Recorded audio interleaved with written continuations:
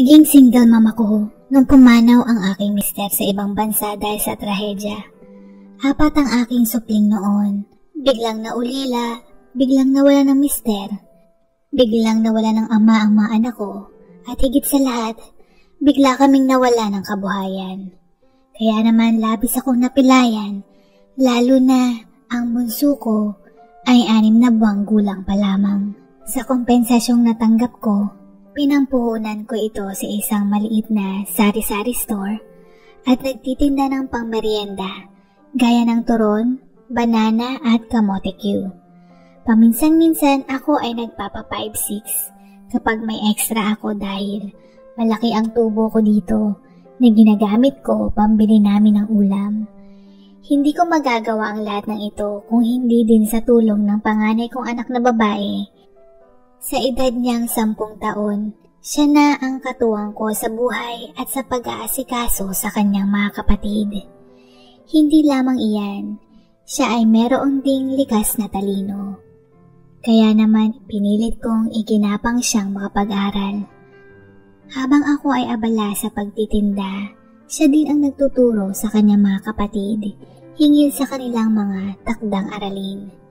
Bagamat ako ay labis na abala upang mapunan ang lahat ng aming pangangailangan, nagpapasalamat naman ako dahil ang mga anak ko ay masunurin at mababait.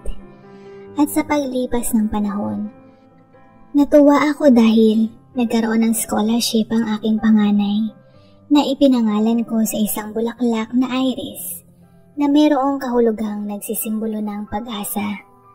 Sa ibinigay na pagsubok sa amin ng Panginoon, minsan titingin lamang ako sa Kanya upang pagkunan ng pag-asa.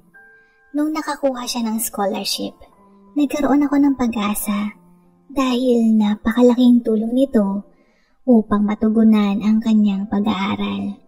Gayunpaman, meron pa kaming kailangang pagkagastusan dahil ang iba ko pang mga anak ay nag-aaral din tulad niya. Sa totoo lang, hindi ko mapigilang makonsensya dahil hindi naramdaman ni Iris ang pagiging bata. Magmula noong siya ay maulila. Yung bang naglalaro sa labas kasama ang mga bata. Yung na-enjoy niya ang kanyang kabataan. Yung walang inaalala. Yung walang responsibilidad. Pero dahil iba ang nakasulat sa aming kapalaran, siya ay naging mature kaagad sa edad niya. Umako ng mga responsibilidad at ni minsan hindi ko siya narinig na nagreklamo na bakit ganito ang buhay natin? Bakit kailangan ko itong gawin? Kapag dumarating ang panahon na nawawalan ako ng gana o pagod na pagod, pagmamasdan ko lamang siya at hahaplusin ang kanyang buhok, ito na ang nagbibigay sa akin ng panibagong lakas upang magbigay ng pag-asa. Sa totoo lang, hindi lang naman si Iris ang nagbibigay sa akin ito, maging ang mga kapatid nito. Na habang pinagmamasdan ko ang mga anak ko, sinasabi ko sa sarili ko na kailangan kong magpatuloy at maging matatag. Lalo na nasa kolehiyo na ang aking panganay. At ang nasa isip ko, kaunting taon na lang ang aming gugugulin, makakaraos din kami. Bukod sa kanyang pag-aaral, nagtatrabaho din si Iris gaya ng pagbibigay ng tutor online na nagsimula magmula noong tumigil siya sa trabaho bilang service crew. Sa pamamagitan nito, nakaipon siya ng pambili ng murang computer at nagpakabit kami ng internet dahil sa nauusong pwedeng kumita online. Sa taglay niyang talino at diskarte, hindi na niya kailangan bumiyahe para lang magtrabaho. Sa pagiging maabilidad ng anak ko, nalalampasan namin unti-unti ang mga pagsubok na ito. Kaya naman, labis-labis ang aking pasasalamat kay Iris. Hindi lamang sa kanyang tulong, na nagbigay din ito ng inspirasyon sa mga kapatid niya na mag-aral din ng mabuti. Na maging magaling sa klase upang makakuha ng mataas na marka para sa paghahanda ng kolehiyo at matanggap sa oras na mag-apply sila ng scholarship. Ang pagkakaiba ng mga bunso ko sa kanilang ate ay naranasan nilang maging bata, ang paglalaro sa kalsada o yung tila ba walang nakasalong responsibilidad.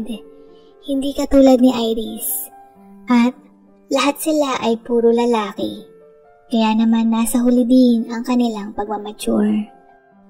Bilang pagpapakita ng pagpapahalaga sa mga tulong ni Iris sa tuwing kaarawan niya, binibilhan ko siya ng isang mamahaling bagay na kailangan niya. Gaya na lamang ng cellphone o di kaya ay pandagdag sa pambili niya ng laptop o mga kailangan niya sa paaralan. Tulad na lamang noong binilhan ko siya ng mumurahing cellphone na ilang buwan kong pinag-ipunan. Hindi ko maiwasang malungkot dahil kahit na siya ay nagtatrabaho noon bilang service crew, wala man lang siyang cellphone. Noong nagkataon na bumili ako ng cellphone, meron itong promo kaya 2 ang nabili ko, isa para sa bahay at isa para kay Iris. Ate, pasensya ka na at ganitong cellphone muna ang maibibigay ko sa'yo. At lagi ako nagpapasalamat sa mga tulong mo sa amin. Maligayang kaarawan anak, sambit ko. Makikita ko ang ngiti sa kanyang muka at sasagot na, Ma, bakit ka humihingi ng sorry? Ang ganda-ganda kaya nitong cellphone na to. Pwede na akong mag-text o tumawag sa inyo. Meron na po akong magagamit. Maraming salamat po, Ma. At mapapansin mo ang kilig sa kanyang pagngisi. At ganon din nung nalaman ko na kailangan niyang bumili ng laptop. Ate, ito yung naipon ko. Pwede mong ipangdagdag sa pambili mo ng laptop. Ituring mo na din itong pampuhunan sa online class mo. Sambit ko. Talaga, Ma? Maraming salamat po. Pag-iigihan ko po sa trabaho. Wika niya ng nakangiti. Sa mga anak ko, kahit na nakikita nilang nagbigay ako ng ganoong kamahal na bagay sa kanilang ate, hindi sila nagreklamo dahil naiintindihan nila ang aming sitwasyon. Wala akong narinig na bakit si ate ganito, bakit si ate may ganyan. Na alam nila na pareho kami ng kanilang ate na nagsasakripisyo upang maitaguyod ang aming pamilya. Kahit na mga lalaki ang mga bunso ko, marunong silang gumawa ng gawaing bahay. Aaminin kong merong pagtatalong nagaganap o nagtuturuan kung sino ang kailangang magsaing, magluto, maghugas ng plato o maglaba. Pero nasusolusyonan naman nila ito, lalo na kapag ang ate nila ang nagsusuway sa kanila. Hindi ko maikakaila na sa tingin ko, na-spoil sila ng kanilang ate dahil kapag araw ng kanyang sahod, nariyang bibili ito ng karning baka at magluluto ng masarap na putahe bilang aming ulam. Hindi man kami nakakakain sa mga kainan, pero sapat na ang isang magarbong kaldereta para sa amin. At ang espesyal na putaheng kare-kare na madalas naming handa sa tuwing araw ng Pasko o hindi kaya ay bagong taon. Hanggang sa dumating ang araw na nakatapos ang aking panganay. Nagtapos siya sa kursong nursing. Hindi ko mapigilang maluha. Noong oras na siya ay magmarcha sa entablado. Yung pakiramdam ko na sobrang proud na hindi mapapantayan ng anumang salita. Hindi ko mailarawan ang kaligayahang nararamdaman ko noong mga sandaling iyon. Lalo na nagtapos din siyang merong karangalan. Bukod sa nakatapos siya, habang siya ay nagtuturo, siya ay nagre-review para sa kanyang nalalapit na eksaminasyon. Sa lahat ng kanyang pagsisikap, nagbunga naman ito at siya ay nakapasa at nagkaroon ng lisensya sa kanyang napiling propesyon. At matapos ito, nakapasok siya sa isang maliit na klinika na pag-aari ng mag-asawang doktor, isang OB-GYN at pediatrician. At meron din itong lying in. Ilang buwan pa lang siyang nagtatrabaho doon na akala ko makakaluwag-luwag na kami dahil ang pangalawa kong anak ay nais magtrabaho muna bago magpatuloy sa kolehiyo. Sa kadahilan ng hindi siya nakapasa sa scholarship. Subalit sa kasamaang palad, siya ay nagkasakit na akala namin ay simpleng pananakit lamang ng kasukasuhan hanggang sa ito ay tuluyan ng nanghina. Dito rin namin natuklasan na meron siyang tumor sa tuhod at ang tumor na ito ay isang uri ng cancer. Agad kaming pinayuhan ng doktor na operahan upang hindi kumalat ang cancer cell sa kanyang katawan. Sa operasyong gagawing iyon, kailangang putulin ang kanyang binti. Para talaga kaming pinagsakluban ng langit at lupa nung malaman namin ang sitwasyon ng pangalawa kong anak. Hindi ko alam kung paano namin hahagilapin ang ganoong kalaking halaga sa pagpapagamot nito.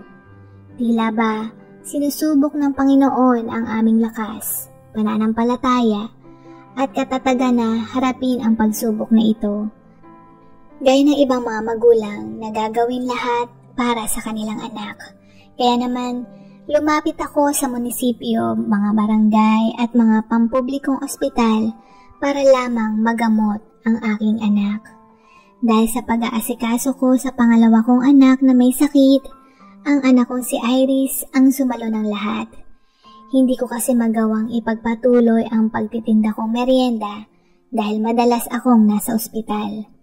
Kasabayan nito, napansin ko din na tila ba mas tumanda ng ilang taon ang anak kong si Iris dahil maging siya naghahagilap ng pera para sa aming gagastusin. Hanggang sa isang araw, ibinalita sa akin ni Iris na siya ay nais magpakasal. Ang kwento niya sa akin ay kaklase daw niya ang lalaking iyon nung siya ay nasa kolehiyo.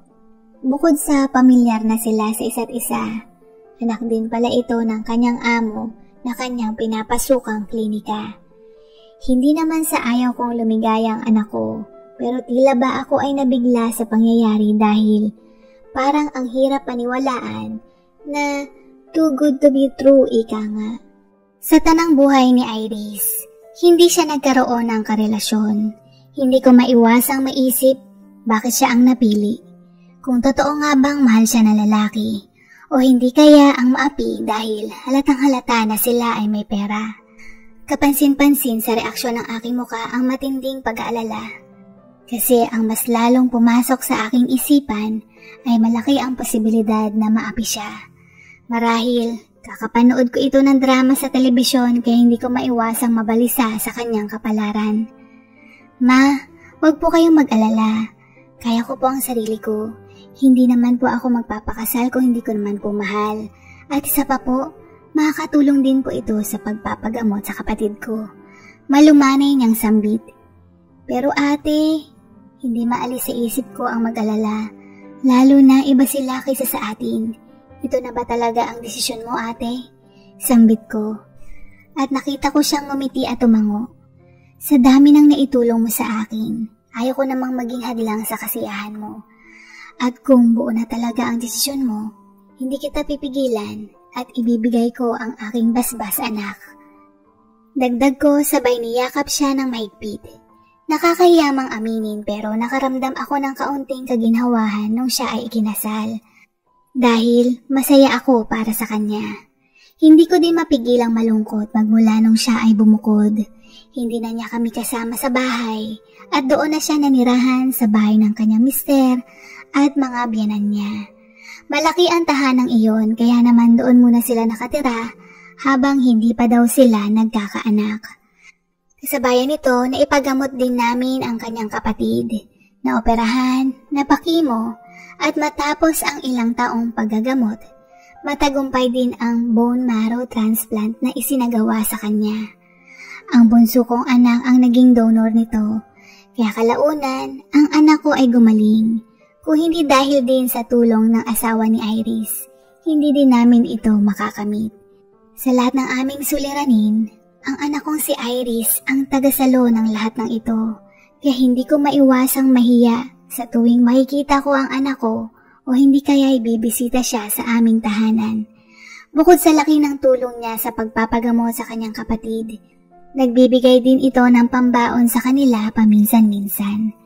Sa tulong niyang ito, ako ay nakapagsimulang mag-ipon at nung nakaipon na ako ng pampuhunan sa 5-6, sinabihan ko si Iris na asikasuhin naman niya ang kanyang sarili. Ang kanyang dalawang nakababatang kapatid, hindi man scholar, pero nasa pampublikong universidad naman ito nag-aaral.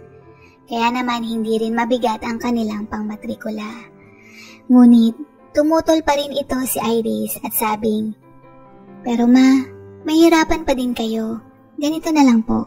Tutulong po ako sa baon at kapag gipit po kayo sa pambayad ng matrikula, mag-aabot po ako sa inyo. Wika niya. Salamat ate. Nakakahiya na kasi lalo na meron ka ng asawa. Nakayuko kong sambit.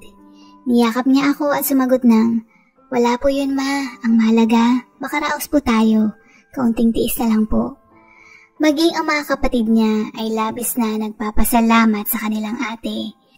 At sa tuwing kaarawan ng mga kapatid ni Iris, meron itong magandang regalo at hindi lang kaldereta ang nakahain sa aming mesa. Ngayon, nasa bawat merong kaarawan, hindi na mawawala ang kare-kare sa aming hapagkainan. Halos kalahating dekada na ang lumipas, wala pa ding anak sina Iris at ang mister nito. Nabanggit lang sa akin ni Iris na hindi pa sila handa ng kanyang asawa. Napaisip ako dahil maaaring sa kanyang pagtulong sa kanyang mga kapatid na kung siya ay magkaroon ng anak, maapektuhan ang kanyang pagsustento at mga atensyon dito.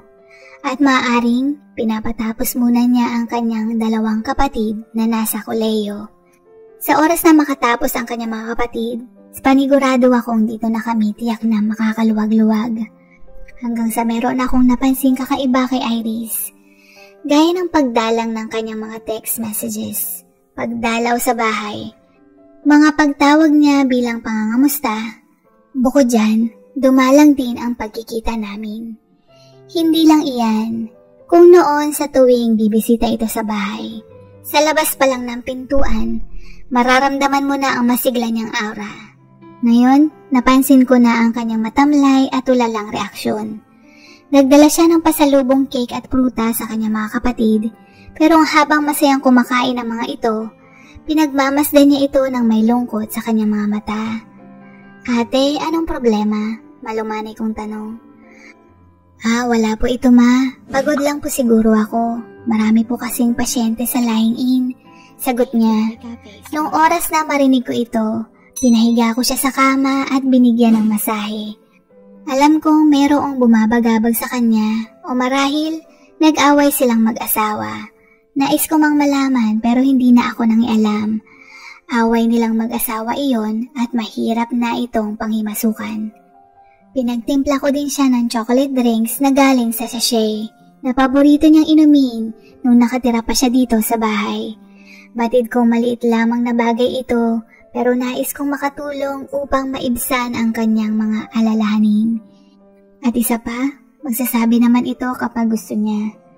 Matapos ang kanyang pagbisita noon, dito ko na napansin na mas lalong dumadalang ang kanyang pagpaparamdam. Dumaan ang mga linggo at umabot ng 1 buwan.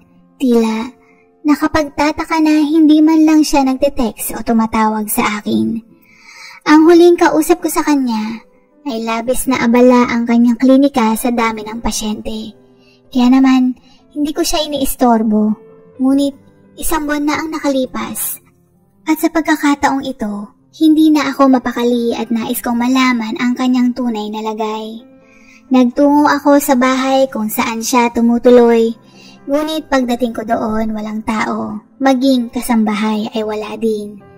Mag-iintay na lang ako, sayang naman ang ibiniyahe ko, sa isip-isip ko. Bago ako nag-intay, kumain muna ako saglit dahil hindi ko alam kung gaano ako katagal mag-iintay doon. Hindi ko alam kung bakit, pero ang mga paa ko ay sadyang dinala ako na magpunta sa bahay nila. Maya-maya pa, mga halos 2 oras ang pag-iintay, natanaw ko na ang sasakyan ng aking manugang. Mula sa kanto, kaya naman nagdesisyon akong puntahan at batiin ito, nang biglang merong lumabas na ibang babae sa loob ng sasakyan. Bigla akong napaatras. Sa sobrang bilis, hindi ko na malayan ang sarili ko na nagtatago na pala ako. Sana pinsan niya lang, sana pinsan niya lang. Na ilang beses kong pinaulit-ulit sa sarili ko. Ngunit, napanganga ako nang bigla niyang hinalikan sa labi ang nasabing babaeng iyon. At natataranta akong binuksan ang kamera sa cellphone upang kunan ng ebidensya ang kahayupan ng aking manugang. Bukod sa paghalik, kaakbay niya itong kasama na pumasok sa tahanang iyon. Hindi ko mapigilan na ikuyom ang aking kamao hanggang sa napansin ko na labis na tumutulo ang mga luha ko. Dito na ako napatanong sa Panginoon kung bakit. Bakit tila ba nagiging suki kami ng suliranin? Bakit si Iris, ang pinakamabait at matulungin kong anak, hindi siya nararapat sa ganitong klase ng parusa? Labis na sumisikip ang dibdib ko para sa anak ko. Pag uwi ko sa bahay, dito ko ilang beses siyang tinatawagan at nung nag-text ako sa kanya, sagutin mo at importante, dito lamang niya sinagot ang aking tawag. Nung pagkasagot niya, parang Armalite na dire-diretso ang aking pagsasalita na pati ang sarili ko, hindi ko na maintindihan. Alam mo ba ang mister mo ay may babae, napakahayop? Wika ko at patuloy na nagsasalita ng purong negatibong komento hingil sa kanyang taksil na mister. Hanggang sa napansin kong tahimik lamang ang anak ko at hindi nagsasalita. Ang inaasahan kong kanyang reaksyon ay iiyak siya, o mabibigla, o sisigaw na, hindi totoo iyon, na nagkamali lang ako ng nakita. Pero sa kabila ng pagsisigaw ko, dahil sa aking nag-aalab na galit at pagkadismaya sa aking manugang, si Iris mukhang alam na ang tungkol sa pagtataksil ng kanyang mister. Huwag mong sabihin, alam mo na. Bigla akong sambit. Tahimik lang siya at nagsalita na sa susunod na lang kami mag-usap. Kahit na nais ko siyang kausapin, siya na mismo ang nagbaba ng tawag. Nung gabing iyon, hindi ako makatulog. Nais kong tuklasin kung ano ang nangyari sa aking anak. Bigla din akong nakaramdam ng matinding paninikit ng dibdib at pagsisisi sa sarili ko dahil hindi ko man lang napansin na meron siyang pinagdadaan ng problema at hindi ko man lang siya madamayan. Naisipan kong puntahan sa klinika ang anak ko upang sabihin ang natuklasan ko. Pagdating ko doon, nakilala ako ng receptionist at sinabing nasa opisina ang anak ko at maaari akong magtungo doon. Sarado pa ang klinika, kaya naisip ko baka abala ito sa paghahanda ng pagbubukas. Ngunit habang papalapit ako ng napapalapit, sa nasabing opisina, meron akong narinig na boses. Boses ng anak ko at ang boses ng kanyang biyanang babae. Anong inirereklamo mo dyan? Pasalamat ka nga at pinakasalan ka ng anak ko. Diba, kasama iyon sa usapan? Natutulungan namin ang kapatid mo magpagamot, kapalit ang pagtatrabaho mo dito. Buti nga, pinayagan namin ang isang tulad mong hampas lupa na mapabilang sa aming pamilya. Kaya imbes na magreklamo ka sa pambababae ng anak ko, ang atupagin mo itong klinika. Aba, hindi birong pera ang ginastos para sa kapatid mo. At alam mo yan, kulang pa ang pagkakandakuba mo para mapalitan iyon. Isa pa, fling lang naman iyon. Ano namang masama? Boys will be boys, ika nga. Tigilan mo nga ako sa daing mong yan, nakakasira ng araw. Tsaka, tingnan mo ang sarili mo. Kung lalaki din ako, malamang maghahanap ako ng iba. Mukha ka ng losyang. Take note, wala ka pa ng anak ha. Kasalanan mo din yan. Pangungot siya ng balai ko sa mga anak ko. Nagsasalita pa si Chris nang bigla siyang pinutol ng kanyang biyanang babae na, "Manahimik ka na lang," pasigaw nito. Sa puntong ito, hindi ko maatim ang ginawa nila sa anak ko, kaya naman dali-dali akong nagpunta sa opisinang iyon sa pag-aakalang 2 tao lamang sila doon. Ngunit pagbukas ko ng pintuan, nandoon ang buong pamilya. Biyanan kong babae, lalaki, at ang manugang kong lalaki. Lahat sila ay nakaupo, samantalang aking anak ay nakayuko at nakatayo, na tila ba siya pa ang nagkamali. Isa laban sa 3, na pinagtutulungan nila ang anak ko. Dito ko napagtanto na isang alipin ang turing nila sa kanya. Nagsisisigaw ako doon at ipinagtanggol ang anak ko. Kita mo yan? Ang ugali niyang mga walang pinag-aralan. Pangaasar ng ngisi at wika ng biyanan kong lalaki. Oo, wala akong pinag-aralan pero mas nakakahiya kayo dahil naturingan kayong mga doktor pero masahol pa sakali ang mga ugali ninyo. Ang pagkonsinti nyo sa baluktot na pag-uugali ng inyong anak. Kayo ang kailangan mag-aral ng tamang asal at pag-uugali. Hindi ata yan itinuturo sa medisina at itinuon ang atensyon ko sa manugang ko. At ikaw naman Miguel, Dahil hindi ka maturuan ng nanay mo nang humingi ng tawad sa anak ko, ako na ang magpapaalala sa'yo. Humingi ka ng tawad sa lahat ng katarantaduhan mong ginawa at sa sakit na pinaranas mo. Naiirita kong wika. Hindi ko naman itinanggi. At saka, kahit na mag-sorry ako ngayon, may posibilidad na gawin ko itong muli. Tsaka wag niyo akong utusan, sagot niya ng nakangisi. Hayop ka? Wala kang karapatang pagsalitaan ng ganyan ng nanay ko. Sigaw ni Iris sa mister niya. Hoy, wag mong sigawan ng anak ko. Biglang sabat ng biyanan nitong babae. Siyempre ako din sumigaw at ipinagtanggol ang anak ko. Nang bigla kong sinugod ang hinayupa kong manugang. Nasampal ko ito. Pero ilang saglit lamang, biglang umikot ang aking paningin at naramdamang mahapdi ang aking pisngi. Ang balai kong babae ang sumampal naman sa akin. Handa na akong sumugod at makipagrambulan nang bigla akong pinigilan ng anak ko. Hinihila niya ako palabas ng pintuan at nagsabi na, Ma, tama na. Tumigil na kayo. Aba, bakit ako ang pinapatigil mo anak? Kakampi mo ako, hindi mo ako kaaway. Sambit ko. Ma, pakiusap. Gulo ko ito. Problema ko ito. Please. Huwag kayong mangialam. Pabayaan niyo po ako. Wika niya. Makinig ka sa anak mo at alisin mo sa klinik namin ang dala mong pagka-squatter. Pagpatol ng biyanan kong babae. Nung ayaw ko pang umalis, hinila ako ng malakas ni Iris. Ma, pabayaan niyo na ako, okay? Gulo ko ito. Huwag kayong makialam. Umalis na kayo at huwag na kayong bumalik pa dito.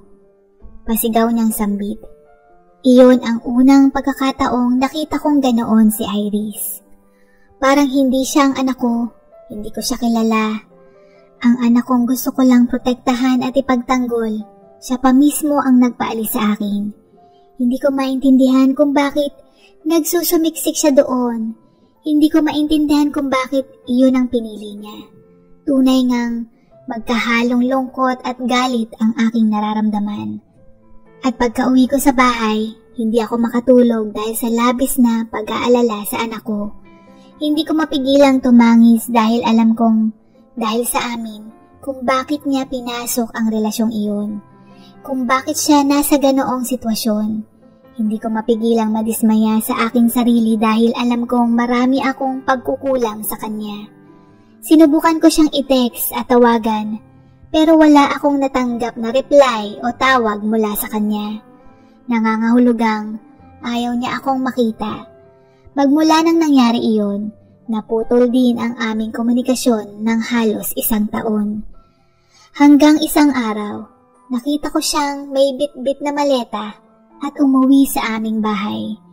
Sa araw-araw kong pag-aalala sa kanya, sa bawat gabi na palagi akong nagdadasal na sana ay maayos ang kalagayan niya at mukha namang pinakinggan ng Diyos ang aking mga panalangin dahil bumalik siya sa amin.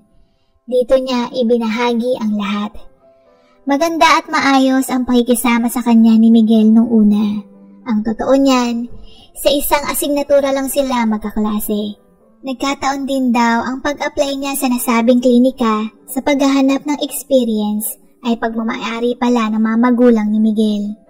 Hindi niya sukat akalain na mga magulang niya ang mag-asawang doktor na iyon. At dito nagsimula na makilala nila ang isa't isa. Matapos ang una nilang taon bilang mag-asawa, hindi siya nabuntis. Dito sila nagpakonsulta at napag-alamang baog ang mister nito at malabong magkaanak. Magmula daw noon may pagka-iritable ang mister niya at hindi lang daw mister niya, maging mga biyanan din daw niya. Nung una, tamang pag-iwas lang sa kanya at yung pag-utos na halatang may inis. Hindi niya ito binigyan ng pansin dahil sa isip niya, mga dismayado ang mga ito. Isa pa, nagbigay din sila ng tulong sa pampagamot sa aking anak na babayaran ni Iris sa pamamagitan ng pagtatrabaho doon sa klinika. Kahit nasa pagpapagamot ng kapatid niya na meron naman kaming natatanggap na suporta mula sa gobyerno, kaya meron kaming nagagamit na karagdagang panggastos na gamot na kailangan niyang bilhin. Dahil sa pagtulong ng pamilya nila sa aming pamilya, isinantabi ni Iris ang kanyang inis. Hanggang sa, pati sa bahay, ginawa na din siyang katulong. Pati ultimo pagkuha ng tubig ay iuutos pa sa kanya. Pagod na siya sa klinika, lying in, pati pag-uwi sa bahay wala siyang pahinga. Dahil madaming utos ang pinapagawa sa kanya ng kanyang biyanan. Iyon pala ang rason kung bakit lagi siyang pagod na pagod at nagmukhang matanda. Sabi niya, matitiis niya ang pang-aapi ng mga biyanan niya. Pero ang huling nagpaputol ng pisi ng kanyang pagpasensya ay nung matuklasan niyang ng babae ang kanyang mister. Dito na siya nag-isip ng paraan kung paano lumaban at kung sa paanong paraan. Bukod sa paglikom niya ng ebidensya ng pambababae ng kanyang mister, madali din siyang nakakuha ng ebidensya laban sa kanyang mga biyanan. Naalala niyo po ba na nabanggit niya na pati sa bahay ginawa siyang katulong? Ang aksyong ito ay hindi inaasahang magiging pabor sa aking anak bilang kanyang alas. Dahil isang beses, nung naglilinis siya ng kwarto, hindi niya sinasadyang makita ang isang ledger na naglalaman ng undeclared sales para iwas sa pagbayad ng buwis. Sa kanyang paglikom ng ebidensya, kailangan niyang labis na maingat, kaya naman nung araw na naganap ang senaryong pinaalis niya ako, hindi pa daw sapat ang kanyang ebidensyang nalikom at ayaw niyang masira ang kanyang plano. At nung sapat na ang kanyang katibayan, kasama ang isang abogado, nag-file siya ng legal separation at malaki ang kanyang settlement na nakuha bilang danyos sa kanyang underpay, overwork, masamang trato, emosyonal at psikolohikong dulot nito sa kanya. Hindi siya mapatulan ng kanyang mga biyanan dahil meron din siyang kopya ng ledger ng mga ito. Kaya kung nais nilang manahimik at hindi magbayad ng buwis, sinunod nila ang kondisyon ni Iris. Kasabayan nito, nung umuwi siya sa amin, ipinaalam niya rin na oras na para naman sarili niya ang kanyang isipin. Nung marinig ko iyon, labis akong napaluha dahil sa dami ng hirap ng kanyang pinagdaanan mula ng pagkabata hanggang ngayon, hindi ko mahindian ang kanyang hiling. Kaya naman kahit na masakit sa loob ko ang desisyon niyang mangibang bansa, pinayagan ko siya upang makapagsimula, makapag-move on at mas madaling makalimot. Isa ako sa mga magulang na nais na umunlad at maging masaya ang kanyang anak, kaya iyon ang ibinigay ko sa kanya. Ilang taon na ang lumipas, opisyal ng legal silang hiwalay ng dati niyang asawa, at siya ngayon ay nurse na sa bansang Canada. Ginamit niya ang perang nakuha niya at pinang-aral niya doon. Kasama niya din doon ang pangatlo kong anak at susunod na din ang pinakabunso na pareho nilang sinundan ang yapak ng kanilang ate na maging nurse. Ako at ang pangalawa kong anak ang naiwan dito sa bansa at kahit na siya ay may kapansanan, hindi ito naging hadlang upang makatapos siya at makamit ang kanyang propesyong IT. Lahat sila ay meron ng magagandang trabaho at propesyon at mas maayos na din ang aming buhay. At ang lahat ng ito ay naging posible sa pagsisikap at busilak na puso ng aming ating si Iris, na habang buhay akong magpapasalamat sa ginawa niya para sa aming pamilya.